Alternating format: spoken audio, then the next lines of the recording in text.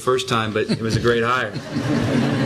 I might have been too scared back then to come, but Billy's really done some great things to our program and made it where I'm sure Bill had a lot of coaches trying to get this job. And so I'm aware of it, and I'm excited about that. I wouldn't be sitting here if we were coming off 0-16 because I had too good of a job. I'm excited about what's happened. I've heard Reed Arena is the place to be now, and you can hear him. Heard that. Yeah. And that's good. And I'm coming from a place that sold out every night and had a waiting list of about 700 families, and I want to create that here. I want to continue what the staff before me started, and just keep getting better and better. And that's the goal. That's why I came here. I'm here because of Larry Brown too, and I don't like to name drop, but Larry Brown's a big part of my life. And about 3 weeks ago, there were some job openings. He was talking to me about them, and I said, "Coach, I have a really good life here." I said, I've got 9 years, and comfortable. People really like me. I could be here and have a great life. And he says, "Turge," he says, "you didn't get into coaching to be comfortable. You got into coaching Sweet 16s every year or Final Fours, and that's why I'm here." Over here to the left, Coach. Hi, I'm Laura Hensley from the Bryan College Station Eagle. Kind of along those same lines, how important is it to have such a strong fan base, and how do you plan to engage that growing Aggie basketball fan base? Well, I told Bill and Miles came at me hard yesterday at lunch. You like to speak and get out. I'll do what I have to do. When I first went to Wichita State, we were averaging about 50 students a game. Okay, and we had them camping out, probably at year 4. And so I'm going to encourage him to, if you love Aggie basketball, to make sure you buy your tickets, and if you're thinking about it, to make sure you go buy them. And I heard the students section is just tremendous here, and I look forward to seeing that. We're going to do whatever we can, and we know it's not easy. 1 year doesn't make you great, 2 years doesn't make you great, and you got to be a constant in this world, and you got to continue to work hard and do things, and not only recruiting and coaching your players, but fan base and alumni, and making sure that everybody's on the same page, and we're trying to make this a special place. And I told our fans at Wichita State all the time that the reason Wichita State basketball is special is because of our fans. It's an unbelievable place, and I don't know why we can't do that here. Right up front, Scott. Scott Clendon and KZNE Radio. Coach, you rebuilt Jacksonville State, you rebuilt Wichita State, and now you come to A&M off a Sweet 16 appearance. What is different, and what do you have to do different in this situation than your previous 2 stops? Well, it's a lot easier, and instead of having to hit the ground running and going out and sign 3 or 4 guys this time of year and scrambling to get things together, I made the comment to a lot of people at my previous job that the only place I would go now is I would leave for a place where they lost a coach that went on to another job because he was successful, and where I was surrounded by a lot of players.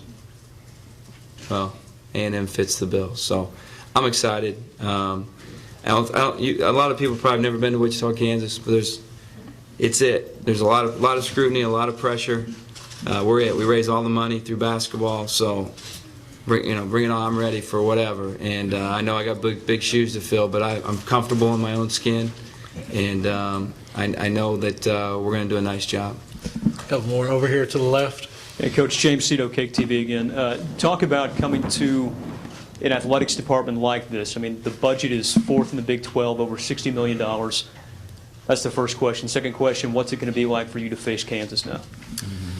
Well, the budget is obviously nice, and I'm working for a guy that is a go-getter, and he's you look up on campus, they're building this, they're building that, and we're doing something for our basketball arena. We're breaking ground here soon.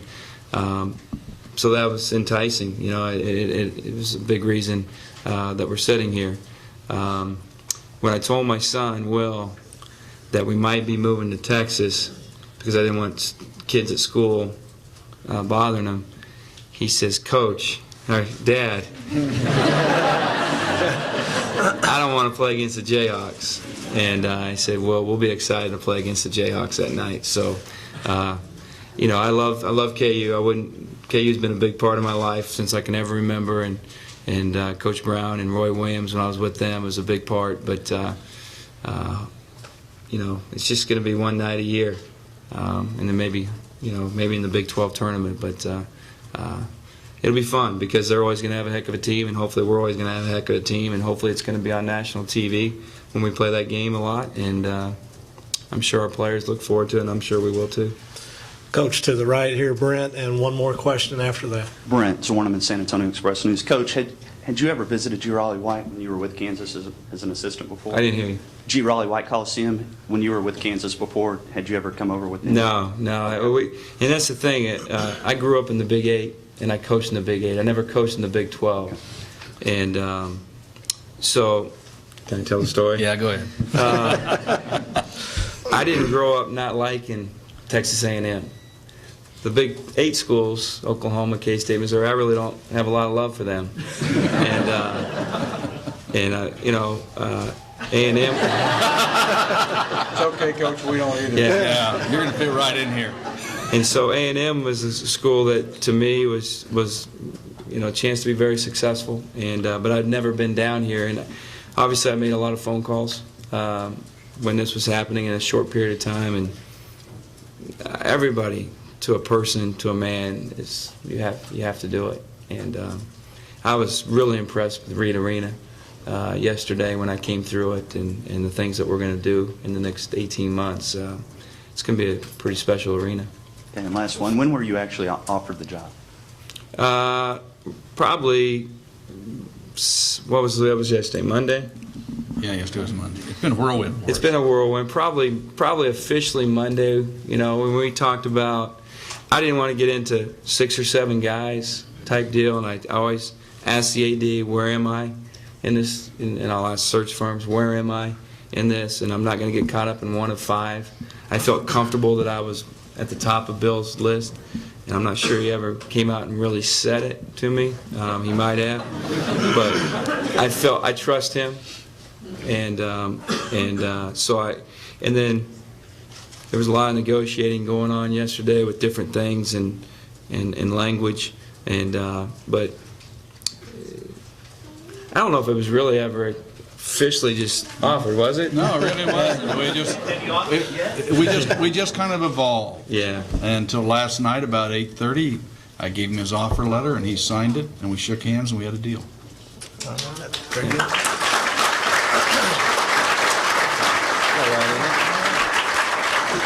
Last one here with Terrence Harris, but before you, hang on one second, Terrence. After this question, Coach's family, we're going to go down for a basketball yell practice. The players will be available to the media after that yell practice, and we can follow up then. Terrence, last question. So now, Bill, this is for you. So now you are saying that at this time you do have a signed contract. I have a signed letter of offer letter, and we have come to terms except for one issue on the contract, and we should get that finished here the next day or tomorrow. So I assume we're going to sign that. Now, when did you guys actually start talking? I mean, that's the thing that maybe is When did Billy accept the job at Kentucky? Friday. After Billy accepted the job at Kentucky, I called Mark. Okay. Didn't happen anything before that. Ladies and gentlemen, thank you very much. And like I say, we're heading down to basketball yell practice.